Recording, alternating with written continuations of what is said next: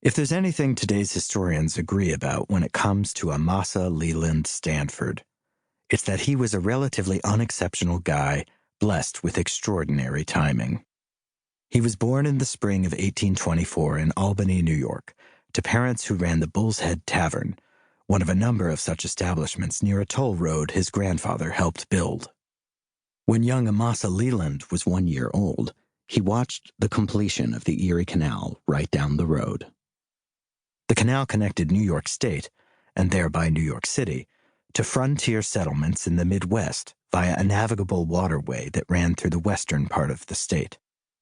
It made New York City the premier commercial port of North America's East Coast, surpassing Boston and Philadelphia. For the Stanford family, the canal was a godsend. With an international business artery passing through their backyard, the toll road rest stop built by Lyman Stanford, Leland's grandfather, grew more prosperous in his son Josiah's hands. Amasa Leland was the fourth of 7 sons, and his parents could afford to keep their daydreaming boy in full-time education much longer than was typical at the time, even though he failed to distinguish himself academically. If there was one thing Leland, the large son of a second-generation barman, could do, it was drink. Born at the edge of a commercial frontier, Leland was a restless young man, moving from mediocre school to mediocre school, performing in accordance with his surroundings. Leland liked reading more than he liked working, and he didn't like reading all that much. He decided on a career in law, perhaps with a quick transition to politics, a professional path forever beloved by ambitious slackers. A politician needs a good name, and so Leland dropped the biblical Hebrew Amasa, which, fittingly, means burden.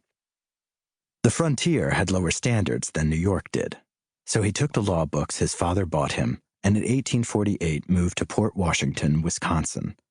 After an apprenticeship, he opened his own law office, which suffered from his total lack of German language proficiency, given that German immigrants formed the bulk of the settler population. A run for district attorney on the progressive Whig line flopped. In 1850, he briefly returned to Albany to marry Jane Lathrop, a merchant's daughter from his hometown milieu. Back in Port Washington, Leland's office burned down, taking with it his law books and legal career, such as it was.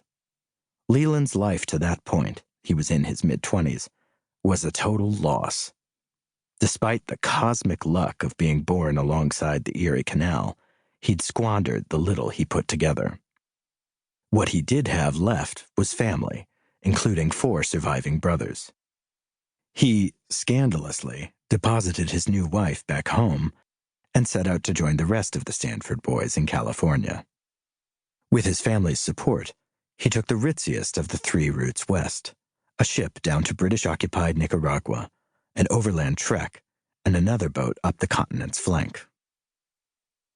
Josiah Jr., Leland's eldest brother, was a 49er, and he discovered faster than others that for most men like him, there was more money to be made by selling shovels than by digging with them.